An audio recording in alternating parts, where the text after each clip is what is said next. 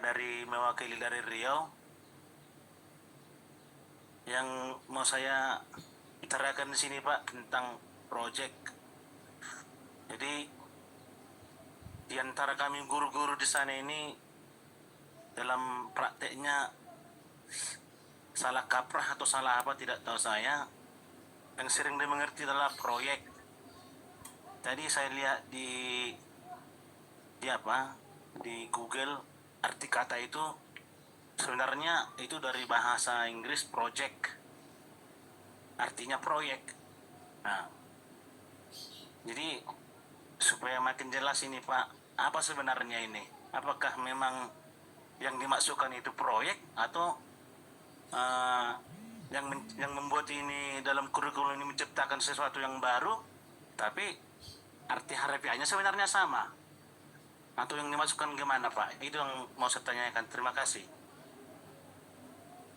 Udah Pak, udah. Oh, nama belum? Nama saya Marsari Rumapea.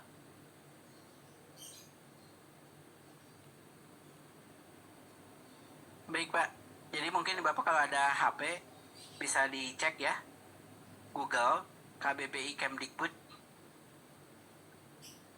Di Bapak bisa dicek ya pakai Google KBBI, Kemdikbud, project. Nah ini izin saya tampilkan ya di Zoom. Kalau proyek ini definisinya ini rencana pekerjaan sasaran khusus gitu ya, proyek kan. Ini proyek. Tapi yang digunakan oleh kita adalah project. Project definisinya ini. Project itu definisinya tugas-tugas belajar yang meliputi kegiatan perencanaan belajar, pelaksanaan dan pelaporan baik secara tertulis maupun lisan dalam kurun waktu tertentu. Ini definisi dari project. Di Bapak dicek di dalam KBBI Kemdikbud karena definisinya ini yang dimaksud oleh kami project penguatan profil pelajar Pancasila. Jadi definisi project ini adalah kegiatan-kegiatan belajar. Jadi udah ada dalam definisinya, dimasukin dalam KBBI, dalam KBBI Kemdikbud. Jadi beda memang definisi proyek dengan definisi project. Nah, kalau proyek adalah serapan dari asingnya project, tapi ini sudah Indonesianya project, bukan serapan dari project yang luar. Tapi project yang dimaksud ini definisinya. Project ini adalah tugas-tugas belajar yang meliputi kegiatan perencanaan, pelaksanaan, pelaporan. Makanya Ibu Bapak tolong gunakannya definisinya, istilahnya project, jangan proyek. Kalau proyek, makanya menghasilkan sesuatu, pekerjaan yang menghasilkan sesuatu. Kalau project, ini kegiatannya yang terencana nih, itu ya. Jadi definisinya diceknya KBBI Kemdikbud ya, karena kami sudah muatnya dalam KBBI Kemdikbud, definisi dari project. Jadi kami pada saat menggunakan kurikulum Merdeka, ada 4 istilah baru yang kami ajukan ke Badan Bahasa. Dari 4 ditolak 2. Jadi ini pun tidak asal diterima ya Bapak ya. Jadi kami mengajukan 4 istilah, dari 4 istilah hanya diterima 2. Makanya kami pada saat yang diterima itulah yang dalam penggunaan kurikulum Merdeka kami gunakan. Yang 2 ditolak kami nggak gunakan juga. Karena pada saat diajukan mereka dianalisis juga. Dari yang saya sampaikan yang diterima aja dulu ya. Yang diterima itu istilah project dan istilah inquiry. Makanya inquiry pun sudah masuk. Inquiry itu pakai tulisan biasa. Makanya udah masuk nih. Inquiry-nya bukan pakai Y, inquiry biasa. Jadi penelahan sesuatu bersifat mencari informasi kritis, analisis argumentatif. Nah, ini inquiry ya. Jadi inquiry pakai huruf biasa sudah masuk KBBI. Jadi nggak usah pakai Y inquiry-nya. Jadi pada saat kami menggunakan istilah-istilah, kami pun meminta izin dulu. Kalau itu disetujui, masuk di dalam KBBI, kami gunakan. Yang alhamdulillah, yang diterima 2 itu adalah project. Makanya kami dalam dokumennya semua pakai kata J. Karena kalau pakai Y, ya udah beda definisinya, keserapan asing tadi yang dimaksud. Itu Pak. Terima kasih. Terima kasih. Mungkin dari peserta yang daring ada Pak Yakobus. Bapak Yakobus, silakan Bapak. Ya. Selamat siang untuk kita semua. Terima kasih atas waktu yang diberikan. Terima kasih pula atas Bapak narasumber yang sudah memberikan materi. Saya ingin bertanya berkaitan tentang proyek penguatan profil pelajar Pancasila, di mana profil itu harus melekat dalam diri siswa maupun guru. Dalam 6 dimensi itu ada satu dimensi yang mengatakan bahwa gotong royong. Nah, di sini kami mengalami sebuah kesulitan. Boleh sekolah menerapkan kurikulum merdeka, tetapi dari orang tua tidak mengikuti perubahan kurikulum merdeka. Jadi itu ada sebuah kesenjangan, sehingga dari profil ini pelajar Pancasila ya boleh katakan belum dapat diterapkan secara baik.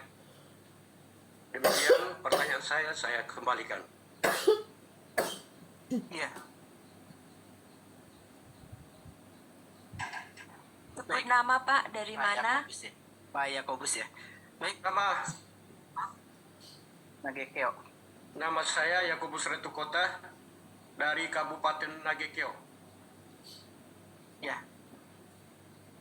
Baik Pak, makasih. Kalau Nagekeo ini sebenarnya termasuk pilot project juga. Teman-teman inovasi, kami pun beberapa kali ke sana dari kementerian karena inovasi melakukan pengembangan juga di Nagekeo, dan sepertinya kalau proses pendidikannya sudah lumayan berjalan dengan baik. Jadi proses belajar pertama yang ingin kita bangun itu kan 6 dimensi profil pelajar Pancasila. 6 dimensi profil pelajar Pancasila itu Ibu Bapak sudah masuk dalam standar kompetensi lulusan. Jadi kalau dengan kata lain, anak dinyatakan lulus itu harusnya mempunyai 6 dimensi ini. Bapak bisa dicek ya, SD, SMP isinya 6 dimensi. Jadi kalau materinya nggak tuntas, nggak masalah. Misalkan materinya belum tuntas seluruhnya gitu ya, nggak dalam kurikulum, boleh lulus, boleh. Karena indikator anak dinyatakan lulus, indikatornya itu 6 dimensi profil pelajar Pancasila, gotong royongnya, mandiriannya. Nah, ini proses dibangun kan bukan dalam satu kegiatan. Di SD ya selama 6 tahun dibangun 6 dimensi ini. Di SMP 3 tahun dibangun 6 dimensi ini. Mungkin dalam proyek yang pertama membangunnya kebinekaan. Proyek yang kedua membangunnya nalar kritis. Proyek yang ketiga membangunnya gotong royong. Maka dalam satu jenjang harapannya terbangun 6 dimensinya diperkuat melalui proyek penguatan ini. Apakah harus langsung ideal? Nah, tentunya memang Ibu Bapak ada yang bisa langsung anaknya semuanya berubah, ada yang mungkin bertahap. Yang paling penting itu adalah melalui proses pendidikan ada perubahan. Yang jadi masalah adalah pada saat awal masuk belum bisa kerjasama, kelas 2 nggak bisa kerjasama, kelas 3 kerjasama, berarti yang bermasalah, yang perlu dievaluasi ini adalah prosesnya ini. Jangan-jangan gurunya, satuan pendidikannya, belum mendesain kegiatan-kegiatan yang dapat meningkatkan kerjasama anak. Kalau ada anak yang mungkin belum, harapannya mungkin tahun pertama belum, tahun kedua dievaluasi. Kira-kira gimana nih supaya kerjasama anak bisa meningkat. Nah, gotong royong itu kalau kita mengharapkan anak itu bisa bergotong royong, harusnya di level gurunya dulu. Gurunya itu memang didorong untuk gotong royong, untuk kerjasama. Maka desainnya sejak awal gitu ya, misalkan pada saat membuat alur belajar, baiknya gurunya bergotong royong, nggak sendiri-sendiri, bekerja sama, menyusun bersama-sama. Sehingga nanti siswa pun bisa mencontoh. Jadi kalau misalkan belum bisa menyusun contoh proyek, langkah-langkah bagaimana membuat gotong royong ini bisa berkembang dengan baik, tahap awal Ibu Bapak bisa menggunakan contoh yang disiapkan, modul proyek yang disiapkan. Di situ sudah ada arahan-arahan langkah per langkah, kegiatan yang perlu dilakukan agar secara bertahap gotong royong anak meningkat. Jadi modul proyeknya bisa menggunakan contoh yang sudah kami siapkan. Kami di dalam platform Merdeka Mengajar yang bisa kalau sekolah kan bisa dari akun, punya akun ya, yang pada punya akun semestinya pada punya akun. Ya setidaknya dalam satu sekolah ada punya satu biar tinggal download. Ada contoh modul project, oh ini concern kita ingin gotong royong. Nah, kalau di sekolah masih kesulitan nanti, bagaimana membuat langkah-langkah agar anak supaya dapat meningkat gotong royongnya? Ini bisa mengambil contoh-contoh yang ada disiapkan oleh pemerintah. Sehingga teknisnya nanti guru di sekolah ikuti aja dulu langkah satu, misalkan untuk kegiatan. Kalau proyeknya contohnya dikaitkan dengan tema tertentu ya. Misalkan ini kebetulan temanya berkaitan gaya hidup kelanjutan, membangun gotong royong nih. Ada langkah satu nih, langkah satunya, langkah duanya, sampai 18 langkah contoh yang ada, itu bisa diikuti untuk sekolah dalam rangka meningkatkan gotong royong. Jadi langkah awal mungkin kalau kesulitan menyusun perencanaan proyek di level sekolah, sekolahnya masih kesulitan menyusun, ibu bapak tahap awal gunakan contoh aja dulu. Ikuti instruksi-instruksi langkah-langkah yang disiapkan oleh pemerintah sebagai inspirasi. Nanti mungkin setelah diimplementasikan lihat hasilnya. Melihat hasilnya, anak itu bergotong royong meningkat atau tidak, memang nanti akan dilihat nih dari observasi ibu bapak para fasilitator, dari indikator nanti yang akan dilaporkannya apakah masih tetap begitu saja atau sudah ada menunjukkan perkembangan. Jadi penilaiannya itu kan kualitatif. Belum berkembang sesuai harapan. Lihat dari indikator-indikatornya.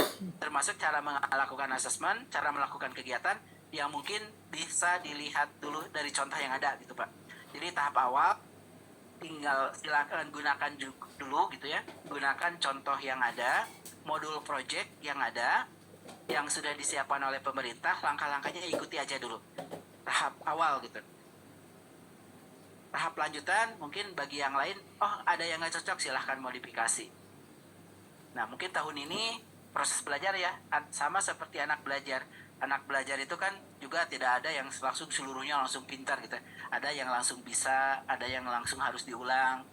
Nah, seperti begitu pula kita menerapkan dalam kurikulum Merdeka, mungkin tahap awal ini ada yang langsung bisa bikin sendiri, ada yang masih modifikasi, ada yang mungkin pakai contoh. Intinya jangan malu menggunakan pakai contoh, karena yang paling penting adalah proses belajar itu ada perkembangan tahapan hari ke hari, tahun ke tahun. Karena jangan sampai setelah belajar ya gitu saja. Nah ini yang kami dorong ya.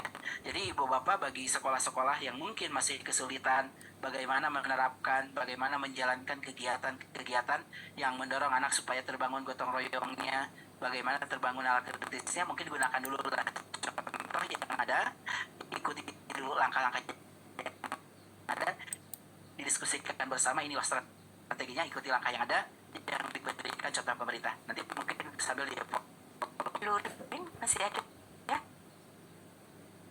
dari sayap sini dulu. Oh iya, kalau orang tua ya lupa tadi. Disebutkan nama dan asalnya itu. Tanggapan untuk orang tua mungkin Pak memang mungkin memberdayakan, ini tantangan juga emang di sekolah, mungkin salah satu yang dioptimalkan nanti melalui dengan komite sekolah ya untuk melakukan pemahaman bersama. Jadi mungkin pada saat awal atau dengan komite menyampaikan melakukan kegiatan bersama, memahami berkaitan dengan kurikulum Merdeka. Mungkin salah satu itu maksudnya melalui komite juga yang bisa dilakukan. Baik, selamat pagi Bapak. Terima kasih untuk kesempatan kepada saya. Saya perkenalkan diri terlebih dahulu. Saya Ibu Christine dari NTT, tepatnya di Kabupaten Manggarai, dan saya di Sekolah SMP Santo Fransiskus Xaverius Ruteng. Baik, menarik sekali apa yang disampaikan oleh Bapak tadi terkait dengan bagaimana itu konsep dasar kurikulum Merdeka. Perkenalkan saya juga sebagai seorang guru penggerak yang juga sudah lolos menjadi pengajar praktik, dan sekolah saya selama ini Bapak sudah menjalankan kurikulum Merdeka dan tahun ini sudah menerapkan di tahun yang kedua. Sedikit sharing saja Bapak, bagaimana penerapan implementasi kurikulum Merdeka yang sudah kami jalankan, bahwa di tahun awal tahun 2022 yang pasti hampir semua sekolah itu masih istilahnya boleh dibilang jalan di tempat ya, karena memang kita belum punya pemahaman yang sangat luas terkait dengan seperti apa itu kurikulum Merdeka. Mungkin mungkin kalau boleh disebutkan 1-2 orang yang bisa memahami bagaimana itu mengimplementasikannya. Lalu di saat-saat seperti itu, otomatis bagaimana model pembelajaran yang menarik dan menyenangkan juga pasti tidak akan berjalan dengan baik. Dan ini menjadi refleksi kami di awal-awal penerapan kurikulum Merdeka. Lalu, kami merasa bersyukur sekali bahwa pemerintah itu sebenarnya sudah menyediakan platform Merdeka Mengajar atau PMM. Nah, meskipun kami sudah diberitahu oleh dinas setempat, ya Bapak Ibu, meskipun sudah diberitahu oleh dinas setempat terkait dengan hal ini, namun kami belum sedikitnya masuk ke sana, konsentrasi kami belum. Tapi begitu kami paham tentang bagaimana itu PMM dengan segala macam topik pelatihan di dalamnya, ternyata luar biasa. PMM ini bisa menjawab seluruh pertanyaan guru bagaimana menerapkan kurikulum Merdeka di dalam pembelajaran. Dan jujur, kami di sekolah saat ini progres kami sangat luar biasa. Kami sudah mempunyai komunitas belajar SMP Fransiskus namanya, dan saya sendiri sebagai ketua komunitas. Dan puji Tuhan, satu sekolah sudah bergerak dari sejak bulan Juli sampai saat ini. Nanti Bapak boleh lihat di sana.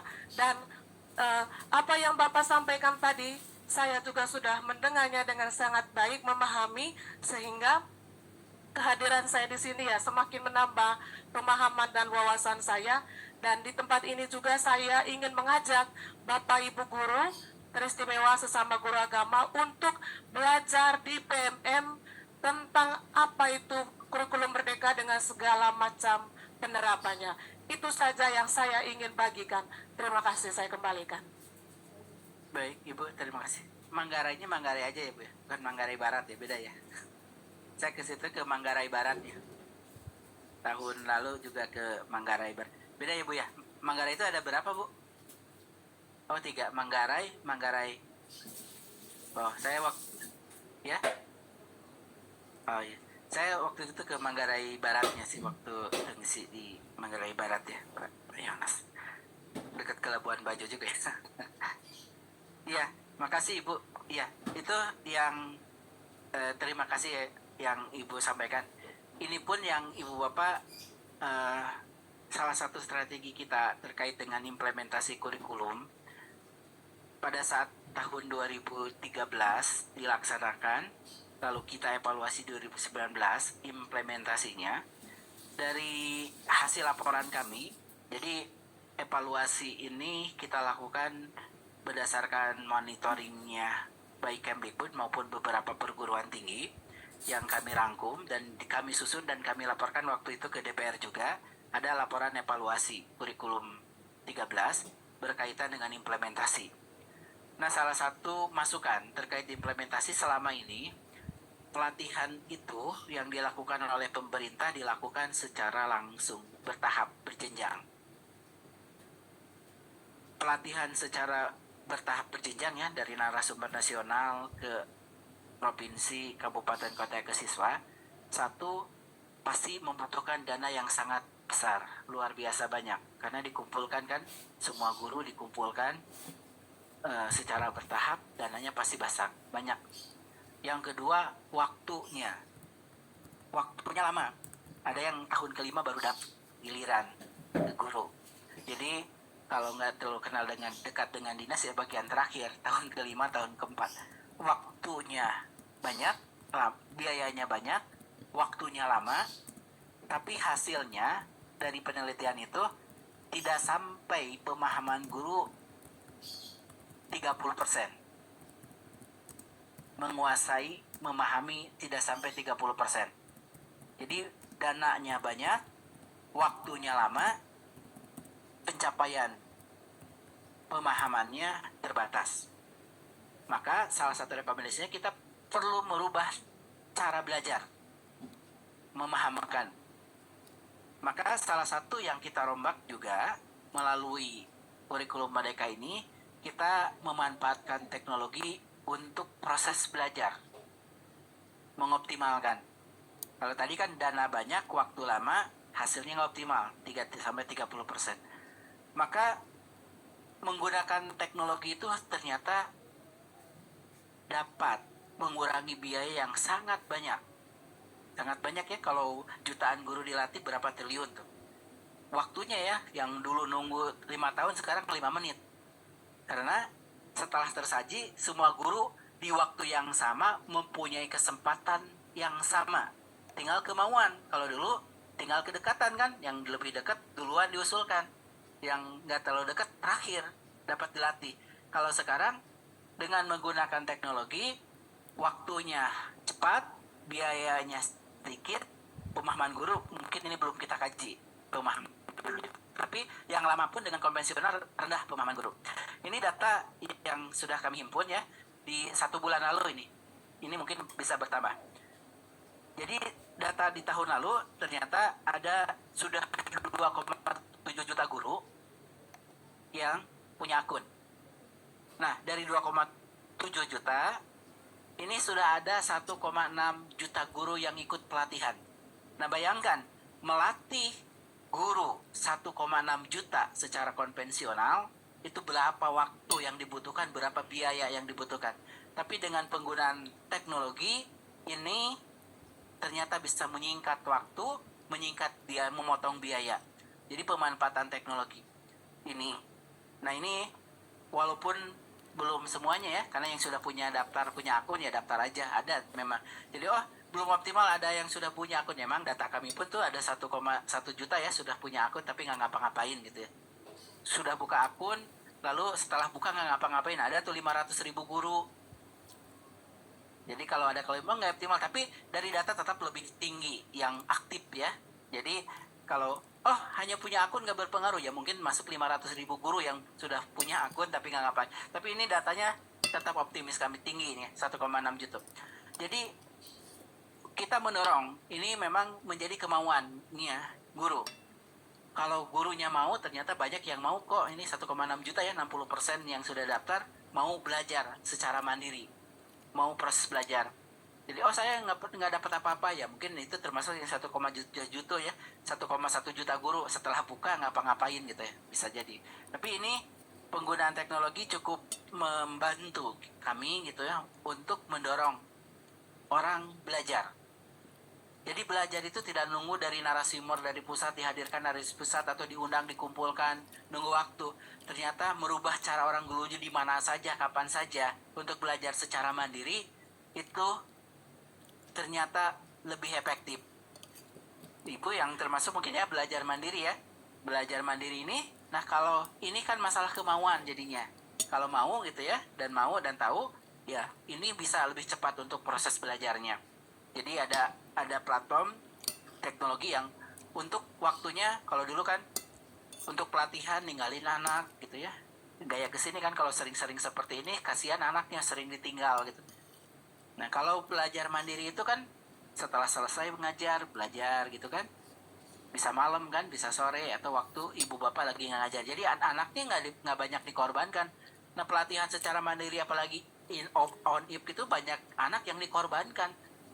Nah kalau sekarang dengan penggunaan teknologi, ibu bapak dapat belajar menyesuaikan ibu bapak waktunya sempat kapan. Jadi penggunaan teknologi salah satu cukup efektif juga menguatkan komunitas. Jadi terima kasih Bu. Ininya mungkin kami pun mendorong ibu bapak silahkan untuk belajar secara mandiri.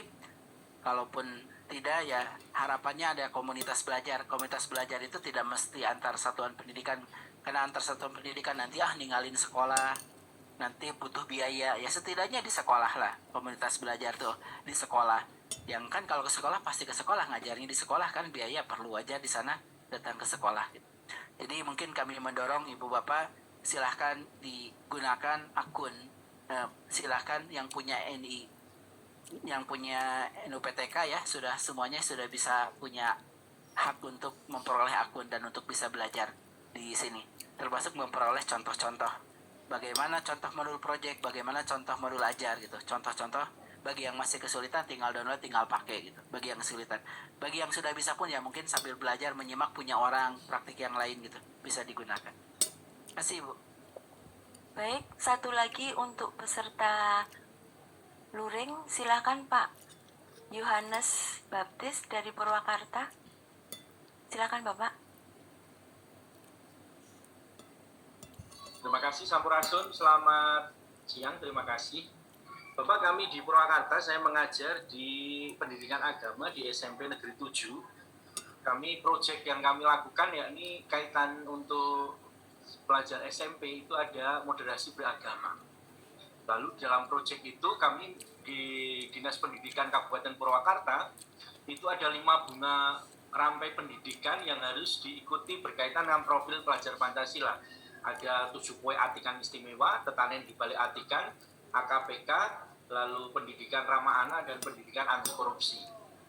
Saya di SMP Negeri 7 diminta selama 8 tahun ini menangani keagamaan pendalaman kitab-kitab, Pak. Jadi ada guru Islam yang mengajarkan kitab kuning, guru Katolik, Hindu, Buddha, Kristen, dan Konghucu. Dalam proyek di lapangan kami kesulitan untuk berkolaborasi gotong royong tadi dengan pelajar-pelajar yang Muslim. Kadang kami berbenturan dengan juga kepala sekolah dengan itu. Tapi kalau kita menggerakkan proyeknya Katolik, Kristen, Hindu, Buddha, Konghucu ataupun agama di luar Islam itu kita bisa berkolaborasi, bisa kunjungan ke tempat-tempat ibadah, belajar ke FKUB, ke MUI, ke gedung dakwah, ke Pasraman Widya Saraswati Hindu Buddha gitu untuk moderasi beragama, ke kebun persahabatan, ada tempat agama Buddha di sana. Lalu kita bisa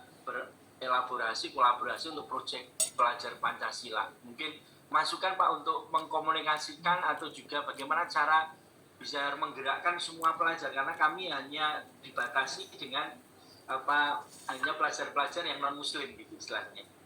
Tadi sudah dikasih kisi-kisi gotong royongnya, bagaimana kita memberi contoh dulu, gurunya betul sekali sepakat. Itu juga saya lakukan setiap Natal, Paskah, kami guru-guru dan pelajar bersih-bersih dulu tempat ibadah, gereja, lalu masjid, toilet, selokan dan sebagainya. Kami coba itu sebagai proyek juga, artinya menjadi kekuatan untuk memproyeksi pelajar Pancasila dan juga profil pelajar Pancasila itu. Mungkin masukan Pak. Terima kasih. Itu saja. Sampurasun. Terima kasih. Ya, makasih Pak Yohanes. Ya, sebenarnya kalau terkait proyek penguatan, semestinya agama tidak jadi halangan berwin. Justru malah salah satu tema yang sangat cocok terkait moderasi beragama tadi ya, adalah berkaitan dengan kebinekaan. Malah ke beberapa sekolah, ini ada contoh kemarin dari Ambon. Di Ambon itu berdasarkan rapor pendidikannya, ternyata ada satu sekolah rapor pendidikannya intoleransinya masih tinggi. Karena agamanya ada beberapa agama ya siswanya. Sehingga rancangan proyeknya itu adalah bagaimana dapat meningkatkan toleransi. Toleransi ini bagian dari kebinekaan global. Maka rancangan-rancangannya satu kan antar agama berbeda-beda nih, akhirnya dibangun pemahaman terkait dengan memang ada berbeda-beda agama. Dan dalam langkah-langkahnya, dalam langkah proyek penguatan profil pelajar Pancasila membangun kebinekaan, langkah-langkah diantaranya itu dia membangun satu, mendatangi tempat ibadah, termasuk mendatangi rumah teman yang berbeda agama.